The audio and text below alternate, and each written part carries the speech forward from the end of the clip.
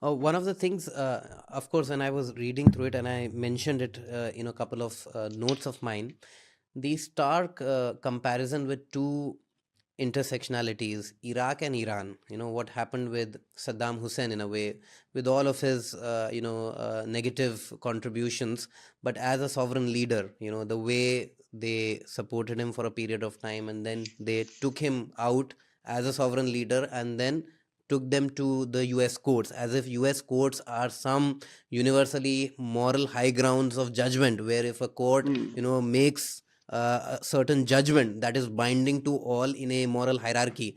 And the way in the Iran and Israel war that happened a couple of months ago, the way Trump and others remarked that they're going to take out Ayatollah Khamenei, like a sovereign leader, that there is threats for assassination of sorts, and then to actually take a sovereign leader like Maduro from Venezuela through military action for something like narco terrorism.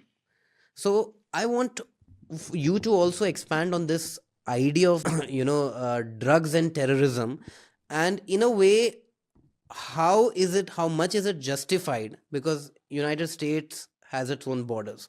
So if, for example, they don't want drugs in their within their domain, like in India, everybody knows where drugs come from. So if the government really wants to take action on them, it can. There are the collusions from within also, and the state which is taking that into context also benefits from that in a way. So how do you see this also, the way it is not even very impressive the way they're building up narrative, and in the past whether this has worked? Well, firstly, next month, our institute will publish a dossier called The War on the Poor, which is based on our study on the ground in Colombia, which is the main producer of cocaine. We produced this study working with the unions of coca growers. These are people who grow the cocaine leaf. We wanted to understand the whole structure of the drug economy from their perspective, and I think we produced a really good study. Um, Most of the cocaine, everybody knows, comes from Colombia and the Andes. Almost zero comes from Venezuela, and this is documented by the Drug Enforcement Agency of the United States. It's interesting. They kidnapped Nicolás Maduro on the three basic charges. Number one was that he's the leader of a drug gang called Cartel de los Sols. Secondly, that he is in possession of a lot of heavy weaponry. And third, that he made money from drug trafficking, basically. Well, they've already decided that there is no such thing as Cartel de los Sols. It was a made up category before Nicolas Maduro even entered politics. It was made up by a Venezuelan journalist in the 1990s. So they've already removed that from the charge sheet. Secondly, the United States has no jurisdiction over somebody in Venezuela, having weapons. That's crazy. I mean, you can't make that into a thing. That's a Venezuelan issue. And besides, I don't even know what they're talking about. I visited Nicolas Maduro in his house. I haven't seen any weapons lying around. He doesn't have a tank sitting in the front garden. I don't know exactly what they're talking about. The third one, that he's made money out of drug trafficking. Well, let's see the proof of that. I think it's completely ludicrous. He's a very modest person. He's not, he comes from a trade union background. He was a bus driver before he became a trade unionist. That was his profession. His father was a trade unionist. His mother was a devout Catholic.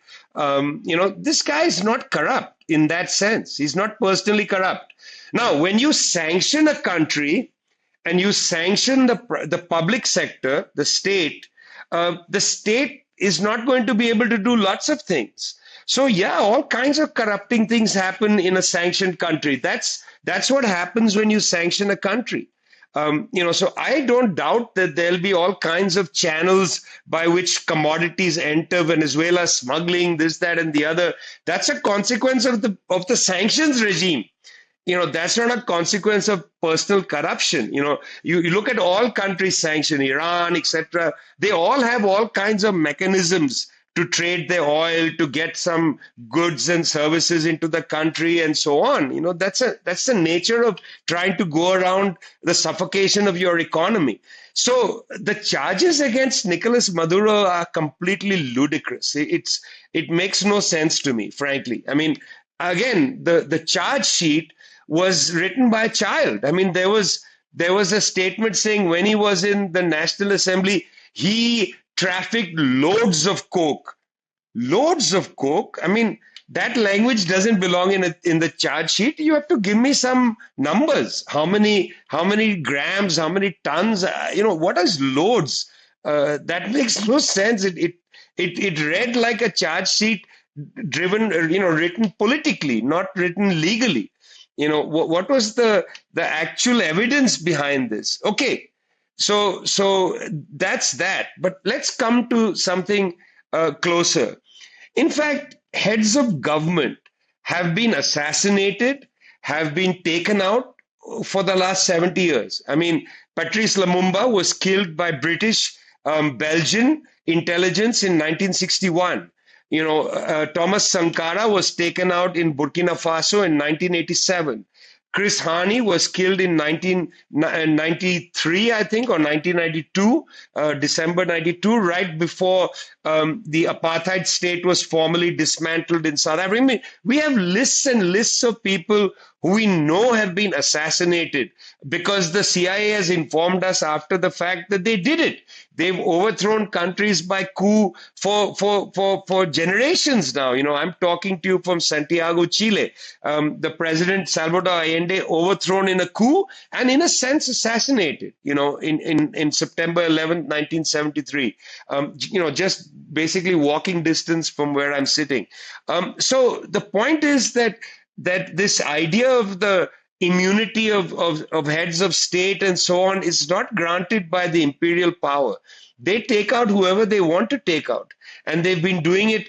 Now they took out Evo Morales, in a coup, right after which I wrote a book called Washington Bullets. I was so angry that people don't understand how the CIA works. I decided to make a manual of how governments are overthrown. The United States is constantly looking to who are the dangerous people in the world that need to be removed or set aside. And you're sitting in India, just look across the border. I don't know, my friend, what happened to Imran Khan? Why is he sitting in jail? Somebody needs to go and do a proper study of that. Does Imran Khan really deserve such a long prison sentence? What is he charged with? Have you read the charge sheet? It is extraordinary. It is extraordinary because, you can charge somebody with anything and you can say to them, now prove that you didn't do this, but you're charging me with something ridiculous. I can't prove it. And let's finally come to the Palestinians. Since Yasser Arafat died, neither the Israelis nor the United States have allowed any Palestinian political organization to have a political status. And if those Palestinian political organizations try to exist with the leadership, they either kill or imprison the leader. Hamas leaders have been killed ever since Sheikh Yassin was killed. Islamic Jihad leaders regularly killed.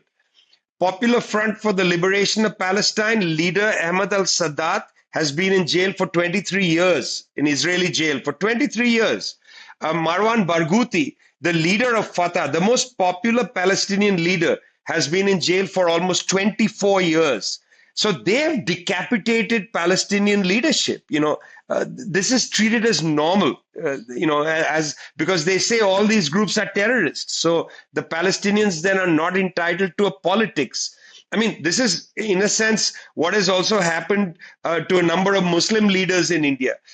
You designate them as people under UAPA, you can depoliticize them, and then people no longer has a political voice.